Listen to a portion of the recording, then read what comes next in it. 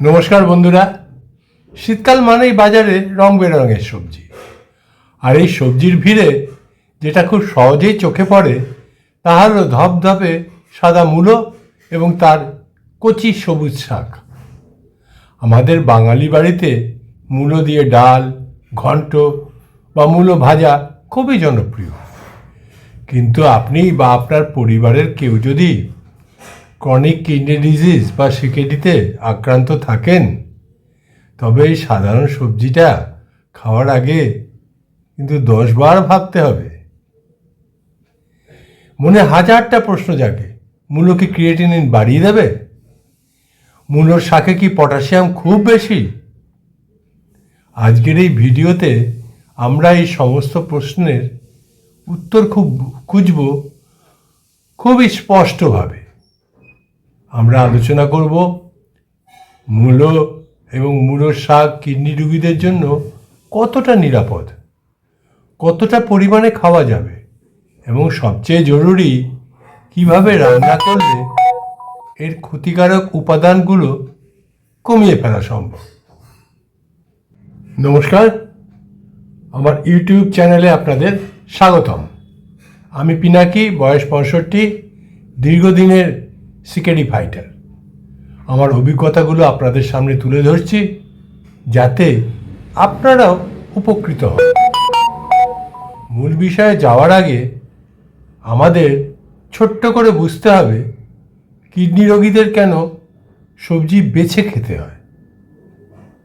দেখুন, আমাদের কিডনির কাজ হলো রক্ত থেকে বর্জ্য পদার্থ ছেঁকে বের করা। কিন্তু ক্রনিক কিডনি ডিজিজ রোগীদের ক্ষেত্রে কিডনি যেহেতু 100% কাজ করে না, তাই রক্তে পটাশিয়াম, ফসফরাস এবং ইউরিয়া জমতে শুরু করে। বিশেষ করে পটাশিয়াম। রক্তে পটাশিয়াম বেড়ে গেলে হার্ট অ্যাটাকের ঝুঁকি অনেকটাই বেড়ে যায়। তাই আমরা সেই সবজিগুলোকেই খুঁজব যেখানে পটাশিয়ামের মাত্রা মাঝারি বা কম এবং যা সহজে হজম হয়। এখন প্রশ্ন হলো, মূলো বা মূলোর শাক এরা কোন ক্যাটাগরিতে পড়ে? হাই পটাশিয়াম নাকি লো পটাশিয়াম নাকি মডারেট পটাশিয়াম? আসুন দেখে নিই। দেখি মূলো বন্ধু না শত্রু? মূলোর পুষ্টিগুণের চারটা একবার দেখে নিই। 100 গ্রাম মূলোতে কি কি আছে? প্রথমেই আসি মাটির নিচের অংশ বা মূলো নিয়ে। পুষ্টিবিদদের মতে 100 গ্রাম সাদা মূলোতে পটাশিয়াম থাকে প্রায় 233 মিলিগ্রাম। কিডনি রোগীদের জন্য আমরা সাধারণত 200 মিলিগ্রামের নিচের সবজিকে লো পটাশিয়াম বলি। 200 থেকে 300 মিলিগ্রামের মধ্যে থাকলে তাকে মাঝারি বা মডারেট বলি, আর তার বেশি থাকলে বলি হাই পটাশিয়াম। সেই হিসেবে মূলো হলো মাঝারি পটাশিয়াম যুক্ত সবজি। কিন্তু মূলোর অন্য কতগুলি পজিটিভ দিকও আছে। মূলোতে প্রচুর জল থাকে যা শরীরকে হাইড্রেটেড রাখে। তবে হ্যাঁ, যাদের জল মাপা বা ফ্লুইড রেস্ট্রিকশন আছে তারা একটু সাবধানে থাকবেন। 2 নম্বরে আছে মূলোতে প্রচুর ফাইবার থাকে। এতে এত ভালো ফাইবার আছে যা কোষ্ঠকাঠিন্য দূর করে। কিডনি রোগীদের কোষ্ঠকাঠিন্য হলে ইউরিয়া বেড়ে যেতে পারে, তাই পেট পরিষ্কার রাখা জরুরি। 3 নম্বর, ভিটামিন সি আছে। এটা রোগ প্রতিরোধের ক্ষমতা বাড়াবে। তো তাহলে কি খাওয়া যাবে মূলো? হ্যাঁ, স্টেজ 1, 2 এবং 3 রোগীরা পরিমিত পরিমাণে মূলো খেতেই পারেন। কিন্তু যারা স্টেজ 4 বা স্টেজ 5 ডায়ালিসিস হয় না বা ডায়ালিসিস হয়, তাদের পটাশিয়াম লেভেল চেক করে খাওয়া উচিত। দিনে 50 গ্রামের বেশি মূলো না খাওয়াই ভালো। এবার একটু আসি মূলোর শাক। সাবধান, এবার আসি সবচেয়ে গুরুত্বপূর্ণ অংশে, মূলোর শাক। আমরা অনেকেই মূলো না খেতে চাইলেও মূলো শাকটা ভাজা খেতে খুব পছন্দ করি, কিন্তু কিডনি রোগীদের জন্যে এই জায়গাটা একটু বিপজ্জনক। কেন জানেন? কারণ মাটির নিচের সবজির চেয়ে মাটির ওপরে সবুজ পাতায় পটাশিয়ামের ঘনত্ব অনেক বেশি থাকে। 100 গ্রাম মূলোর শাকে পটাশিয়ামের মাত্রা প্রায় 400 থেকে 600 মিলিগ্রাম পর্যন্ত হতে পারে, যা কিডনি রোগীদের জন্য হাই পটাশিয়াম ফুড। সরাসরি উত্তর, যাদের পটাশিয়াম 5-এর বেশি তাদের মূলো শাক সম্পূর্ণ এড়িয়ে চলা উচিত।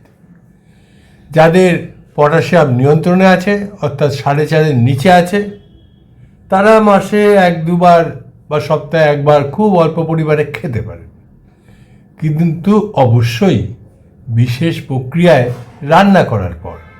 মনে রাখবেন, শাক মানেই পটাশিয়ামের ভাণ্ডার, তাই মূলোর শাক যতটা সম্ভব এড়িয়ে চলাই বুদ্ধিমানের কাজ। এইবারে একটু আলোচনা করা যাক রান্নার সঠিক পদ্ধতি, যেটাকে আমরা লিচিং বলি, সেটা। বন্ধুরা, ধরুন আপনার খুব ইচ্ছে করছে মূলো দিয়ে মাছের ঝোল বা একটু মূলোর ঘন্ট খেতে, তখন কি করবেন?